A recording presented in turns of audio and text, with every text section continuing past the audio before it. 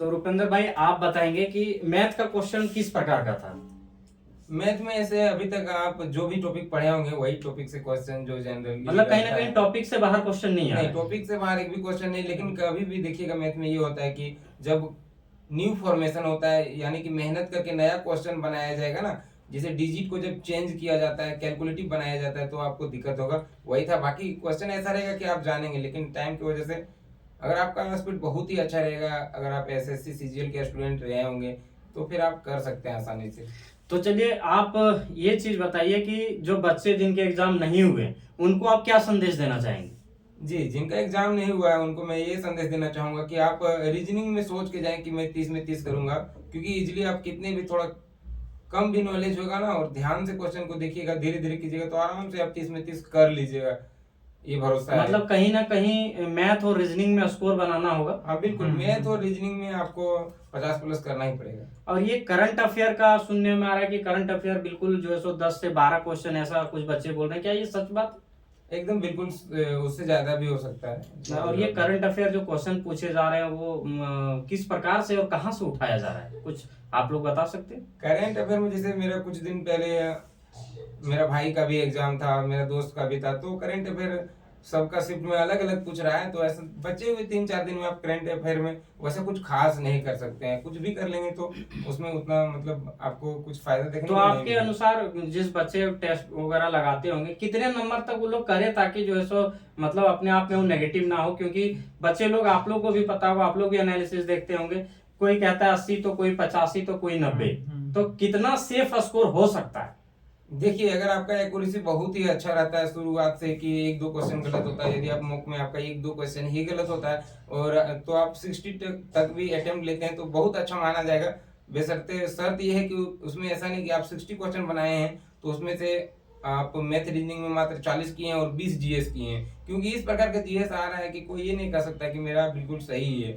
तो जीएस में आपका गलतियां तो होगा ही होगा। अगर आप मैथ रीजनिंग के सहारे अगर 60 तक जा रहे हैं तो ये बहुत अच्छा स्कोर कहीं माना ना जा कहीं सकता है। जैसा कि आप बताएं कि मैंने कई एग्जाम भी निकाले हैं, तो क्या आप पिछला बार एनटीपीसी निकाले थे? हाँ बिल्कुल, मैंने पिछला बार एनटीपीसी सीबीटी 1 दिया था, उसमें मेरे 55 रो मार्क्स था, जबकि आप भी जानते होंगे कि पिछला एनटीपीसी 2021 में हुआ था, तो लगभग आज से 4 साल पहले हुआ था। तो आज से 4 साल पहले मैं तो फ्रेशर था, इतना नॉलेज नहीं था, इसके बावजूद 55 मार्क्स लाया था। और इस बार 4 साल पढ़ाई करने तो के बाद आपकी मात्र सिलेक्शन 60 के पास। 55 में हो गया था? हाँ बिल्कुल, मैं ईडब्ल्यूएस कैटेगरी से था, तो मेरा आसानी से लेवल 2 और लेवल 3 के लिए हुआ था।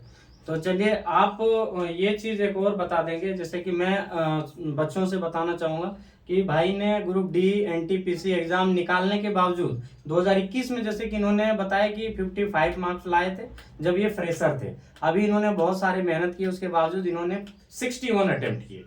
तो कहीं ना कहीं आप लोगों को भी सोचने की जरूरत है, कहीं ना कहीं आप एग्जाम देने जाएं तो ये नहीं घबराएं बिल्कुल भी कि मैंने 60 अटेम्प्ट किया या 65 अटेम्प्ट किया तो मैं नेगेटिव मार्क लेकर के इतना में सिलेक्शन नहीं होगा। क्योंकि कुछ बच्चों का ये होता है कि वो सोचने लगते हैं कि 60 में तो होगा नहीं, तो इससे बेहतर है कि मैं सारे जो है सो अटेम्प्ट ले लूं, और अंततः ये होता है कि बच्चे लोग का मार्क्स जो है सो नेगेटिव चला जाता है। तो क्या इस बात के लिए आप लोग सजेस्ट करेंगे कि 60 या 65 में उन लोग को रुक जाना चाहिए?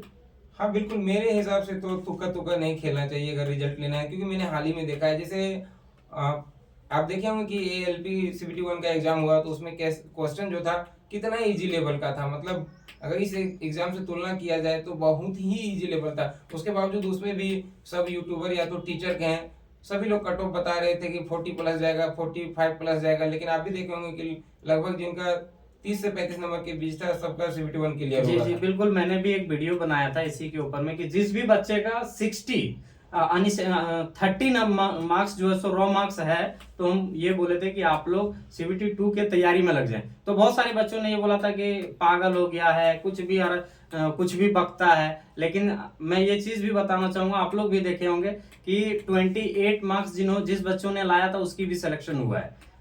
तो इसलिए चलिए आप जैसे कि बताएंगे कि बच्चों को क्या सजेस्ट किया जाए और क्या तैयारी करके आना चाहिए। बच्चों को सजेस्ट मैं ये करना चाहूंगा कि आप पैनिक ना हो। एक एग्जाम मतलब अगर एग्जामिनर चाहेगा, क्वेश्चन सेट करने वाला अगर चाहेगा कि आपको 50 नंबर में रोकना है तो आसानी से वो रोक लेगा। अगर वो चाहेगा कि आप 80 तक जाएं तो 80 तक आप कर पाएंगे। अगर वो चाहेगा 40 में रोकना है तो 40 में भी रोक लेगा। ठीक है, आप वो अब स्वतंत्र है, क्वेश्चन का लेवल कितना भी बढ़ा सकते हैं। क्योंकि ऐसा ऐसा क्वेश्चन आएगा कि जो आप कभी टीचर से पढ़े ही नहीं है। हाँ, उसको गूगल में आप सर्च कीजिएगा कि मैथ का सबसे टफेस्ट क्वेश्चन, कंप्यूटर का सबसे टफेस्ट क्वेश्चन, और वैसा वैसा क्वेश्चन जो आएगा उसको अगर आप पढ़ के जाते हैं उतना तो कर सकते हैं आप। तो चलिए धन्यवाद। आप लोग अगर पहली बार जुड़े होंगे चैनल से तो आप वीडियो को अंत तक देखेंगे, और इस तरह का वीडियो और जितने भी रिलेटेड होते हैं सारे वीडियो में डालूंगा, ताकि आप लोग तक जो है सो पल पल अपडेट पहुंचता रहे। चलिए धन्यवाद, जय हिंद।